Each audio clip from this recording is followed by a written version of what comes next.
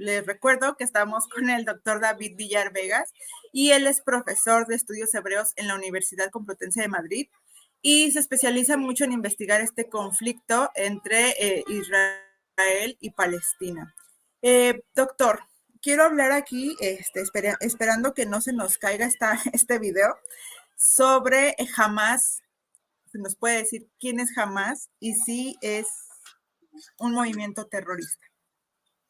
Sí, bueno, en ese sentido, Hamas es la verdad que es una cuestión bastante interesante para, para la actualidad, ¿no?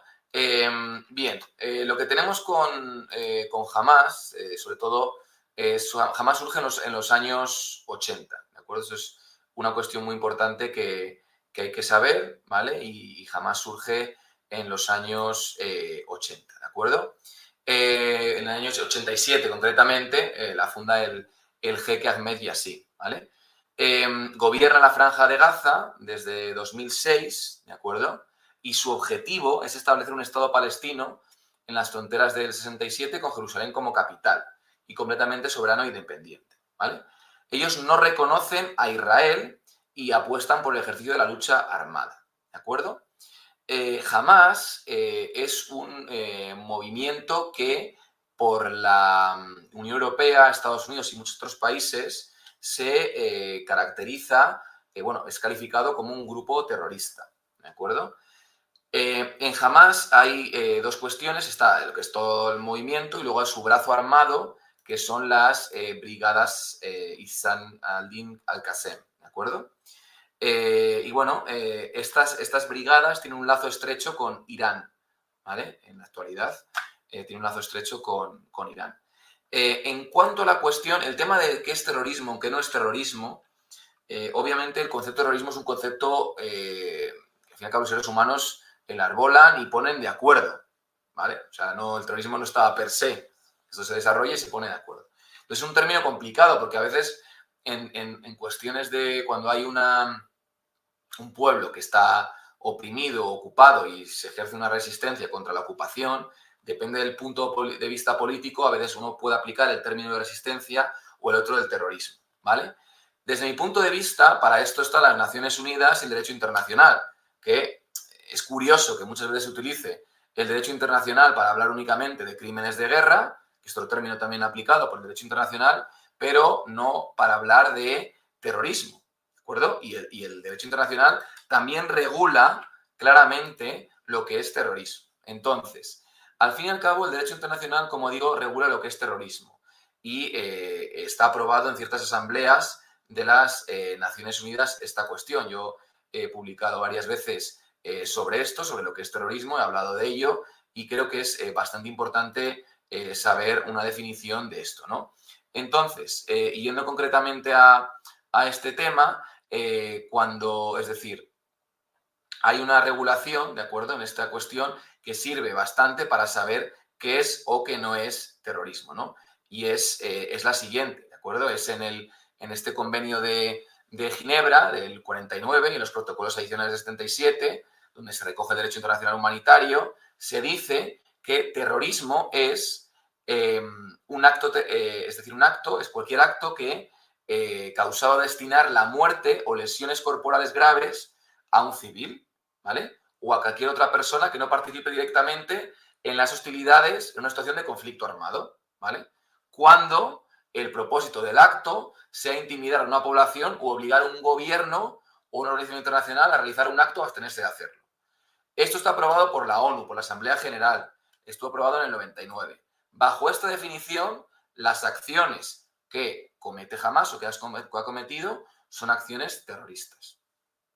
Ok. ¿Es verdad que los líderes de Hamas o los fundadores y los líderes, los que dan la orden, viven en Qatar?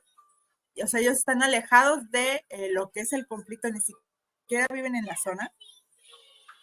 Bueno, yo no sé dónde viven o no dejan de vivir. Creo que ahora estaban allí, se fueron allí, estuvieron en unas conversaciones con un dirigente de Irán, pero vamos, no sé dónde, no sé si estarán ahí. También estoy viendo que Israel creo que está viendo las noticias, como que varios de ellos Israel ha matado a varios dirigentes de de Hamás, entonces no todos, no sé, vamos, algunos estarán en Gaza, en Palestina, otros no, pero no, sí, vamos, no sé. Bueno, es que es parte de todas estas noticias, ¿no?, que se manejan en Internet. Doctor, nos deja aquí una pregunta para ti, me parece muy interesante. Dice, ¿qué pretende Hamás? ¿Hacer un Estado teocrático? Bueno, Hamás lo que pretende, básicamente, en Hamás se enfatiza más el elemento nacionalista, ¿de acuerdo?, que el religioso, ¿vale? Eso es cierto. Pero sí que es verdad que lo que ellos pretenden, ¿vale?, es, ya digo que lo que ellos pretenden es la creación de un Estado en el cual, no, es decir, no tenga nada que ver, esté lo israelí completamente eliminado, ¿de acuerdo? Es decir, un Estado únicamente de Palestina. Lo que pretenden ellos es la creación, sí, obviamente, de un Estado pues, que se regule por las leyes, pues de ser básicamente de la Sharia, ¿de acuerdo? Al fin y al cabo, lo que tenemos en Gaza, ¿vale? Tenemos que, y se ha señalado varias veces, que se aplica la Sharia, eso lo ha dicho, por ejemplo, el ministro del Interior de Hamás, ¿no?, que es Fatih Hamad, ha dicho que se mantiene la aplicación de la Sharia y que no habrá paz con el secularismo, ¿de acuerdo? Por lo tanto, sí, lo que se pretende con ellos es un Estado teocrático, por supuesto. En la declaración o en la carta esta fundacional de Hamás, sí habla de una eliminación completa del Estado de Israel. O sea, ellos no, al parecer no, pues una conciliación así como de que los dos estados convivan, no es opción para ellos. Entonces, ¿qué opción tenemos ante todo este horror que está pasando, doctor?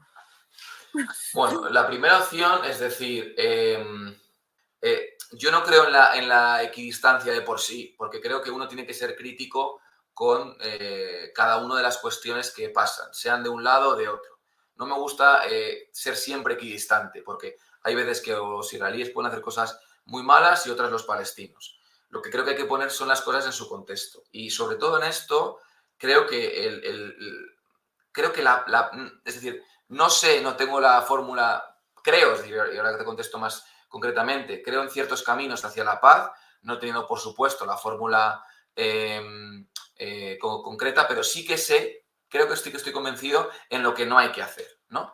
Y en lo que no hay que hacer es posicionarse de una forma clara, es decir, o únicamente intentar resolver esto por la preponderancia o de lo israelí o de lo palestino. Creo que esto se puede resolver si hay acuerdos marcos, como por ejemplo el respeto hacia la vida humana y hacia la identidad del otro, que es lo básico, es decir, el que no se pierdan vidas humanas y el que se respete la identidad del otro. Creo que con eso, si esas dos cuestiones las tenemos como punto de partida y vemos que no hay una simplicidad en cada uno de los bandos, que lo israelí no es algo simple, no es un equipo de fútbol, de acuerdo, que tenga una identidad y un ideario, y tampoco lo palestino, hay muchas diversidades. Creo que a partir de ahí podemos encontrar puntos en común, si realzamos el valor de lo humano, ¿de acuerdo? Y creo que esto, aunque pueden parecer generalidades, creo que es muy importante, ¿vale?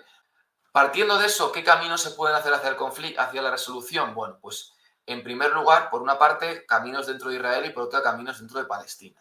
Caminos dentro de Palestina, creo que hay que tener dos cuestiones. Una, la reunificación de Palestina bajo una única autoridad. Ahora tenemos en Cisjordania la Autoridad Nacional Palestina y otra Hamás. Hamás tiene que entender, y Hamás de hecho sabe, que esto no van a eliminar a Israel. Es imposible. Entonces Hamás tiene que transigir y aceptar que Israel existe. ¿De acuerdo? Tiene que hacerlo. Obviamente con compromisos por parte de Israel, por supuesto. Por eso luego voy al lado de Israel. No es que ponga el hincapié en uno y no en otro. Pero tiene que haber un proceso por el cual se tenga que haber una reunificación en Palestina. Y tiene que haber en Palestina elecciones, porque la Autoridad Nacional Palestina tiene muchos casos de corrupción, tiene una gerontocracia, es decir, no hay mucha gente establecida en instituciones, y que eso genera mucha desafección en la población. La población palestina está harta, no tiene condiciones de prosperidad, no sabe qué hacer, está en contra. Es más, son más las críticas a Fatah y a Hamas que los apoyos a cada uno, ¿de acuerdo? Por eso es muy importante para saber que no hay que hacer una equivalencia entre Hamas y Palestina. Pero, bueno, tiene que haber, desde mi punto de vista, en Palestina, un saneamiento de las instituciones, ¿de acuerdo? Una condena clara y una renuncia a la violencia, ¿de acuerdo? Importantísimo esto también. Y una unificación con esta cuestión entre ellos. Unas elecciones y que haya un candidato de consenso para que pueda unificar pues las guerras que han tenido entre Hamas y Fatah, también, ojo, entre todo el territorio, ¿vale? Esto por un lado. Me gusta mucho la solución de la confederación de dos estados, ¿de acuerdo? Que es una vía muy interesante, actual, proclamada y está trabajada por palestinos y por israelíes, ¿de acuerdo? Por ejemplo, por Yossi Beilin y Hiba Husseini, que han estado trabajando para ambos gobiernos. Yossi Beilin, por ejemplo, ha sido ministro de Justicia, Hiba Husseini ha estado trabajando en Palestina. Y esa es la solución, para mí, la confederación de dos estados, en la cual pues se proclame esto, hay una autoridad confederal en Jerusalén, compartida, y se solucione el problema de los refugiados palestinos y también el problema de los asentamientos, ¿de acuerdo?